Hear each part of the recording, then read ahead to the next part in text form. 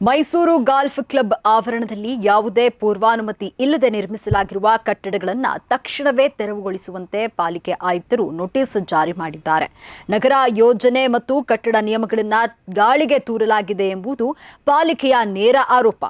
ಕಟ್ಟಡ ಸಂಖ್ಯೆ 26/1 1290 ಮತ್ತು 1291/14ರ ಅಡಿಯಲ್ಲಿ ನಡೆದಿರುವಂತಹ ಕಾಮಗಾರಿಗಳು ಅಕ್ರಮ ಎಂದು ಗುರುತಿಸಲಾಗಿದೆ. ಈಗಾಗಲೇ ಪಾಲಿಕೆ ಅಧಿಕಾರಿಗಳು ಜಾಗಕ್ಕೆ ಭೇಟಿ ನೀಡಿ ಪರಿಶೀಲನೆ ನಡೆಸಿದ್ದು ನಿಯಮ ಉಲ್ಲಂಘನೆ ಆಗಿರೋದು ದೃಢಪಟ್ಟಿದೆ. ಇನ್ನು ಈ ಬಗ್ಗೆ ಪ್ರತಿಕ್ರಿಯಿಸಿರುವ ಗಾಲ್ಫ್ ಕ್ಲಬ್ ಅಧಿಕಾರಿಗಳು, ನಾವು ಈಗಾಗಲೇ ನಿರ್ಮಾಣಕ್ಕೆ ಸಂಬಂಧಿಸಿದ ದಾಖಲೆಗಳನ್ನು ಪಾಲಿಕೆಗೆ ಸಲ್ಲಿಸಿದ್ದೇವೆ, ಕಾನೂನುಬದ್ಧವಾಗಿಯೇ ಈ ಸಮಸ್ಯೆಯನ್ನ ಎದುರಿಸುತ್ತೇವೆ ಎಂದು ತಿಳಿಸಿದ್ದಾರೆ.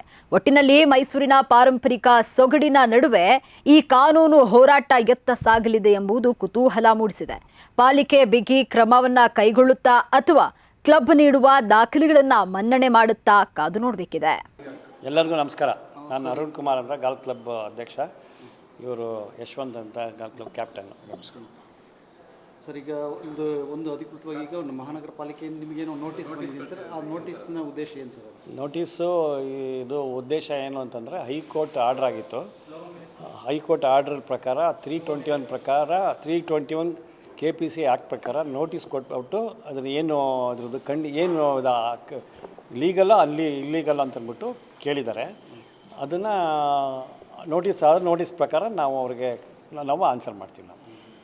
ಈಗ ಯಾವ ರೀತಿ ಅನಧಿಕೃತ ಹೇಳ್ತಾ ಇದ್ದಾರೆ, ಹೇಗೆ ಅಂತ? ಇದು ಅನಧಿಕೃತ ನಾವು ಅನಧಿಕೃತ ನಾವು ಪರ್ಮಿಷನ್ ತಗೊಂಡಿದ್ದೀವಿ ಪರ್ಮಿಷನ್.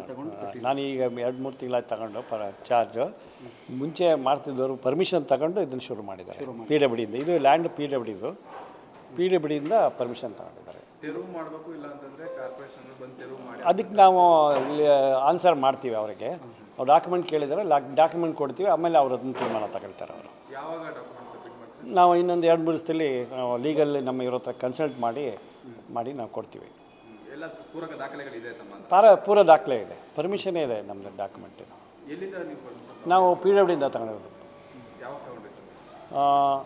ಎಕ್ಸಾಕ್ಟು ನನಗೆ ಗೊತ್ತಿಲ್ಲ. ನಾನು ಈ ವರ್ಷ ತಗೊಂಡಿರೋದ್ರಿಂದ 2 ಇಯರ್ಸ್ ಬ್ಯಾಕೇ ತಗೊಂಡಿದ್ದಾರೆ. ಬಟ್ ಸುಮ್ಮನೆ ಯಾಕೆ ಈಗ ಅನುಮತಿ ತಗೊಂಡಿದ್ರು, ಯಾಕೆ ನೋಟಿಸ್ ಜಾರಿ ಮಾಡಿದ್ದಾರೆ? ನೋಟಿಸು ಕಾರ್ಪೊರೇಷನಿಂದ ತಗೊಂಡಿಲ್ಲ ಅಂತ, ಕಾರ್ಪೊರೇಷನ್ ತಗೊಂಡಿಲ್ಲ ಅಂತ ಆ ಕಾರ್ಪೊರೇಷನ್ಗೂ ಅವರು ಸಬ್ಮಿಟ್ ಮಾಡಿದ್ದಾರೆ ಅಂತ ಹೇಳಿದ್ದಾರೆ ನನಗೆ.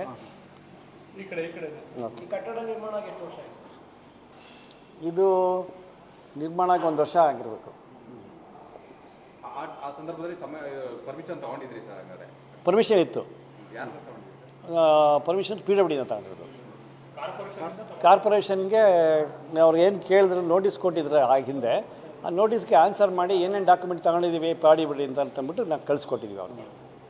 ಅಲ್ಲ, ಕಾರ್ಪೊರೇಷನಿಂದ ಯಾಕೆ ನೀವು ಅನುಮತಿ ತಗೊಂಡಕ್ಕೆ? ಇದು ಏನು ಅಂದರೆ, ಅವರು PWDವ್ರಿಗೆ ಅಪ್ರೋಚ್ ಮಾಡಿದಾಗ ನಾವು PWD ಲ್ಯಾಂಡಲ್ಲಿ ನಾವೇ ಕೊಡಬೇಕು, ನಮಗೆ ಇರೋದು ಪವರ್ಸು, ನಮ್ಮ PWD ಲ್ಯಾಂಡಲ್ಲಿ ಬೇರೆಯವ್ರು ಕೊಡೋಂಗಿಲ್ಲ ಅಂತಂದ್ಬಿಟ್ಟು ಹೇಳೋದಕ್ಕೆ ನಾವು PWDಗೆ ಅಪ್ರೋಚ್ ಮಾಡಿ PWDಯಿಂದ ತಗೊಂಡ್ವಿ.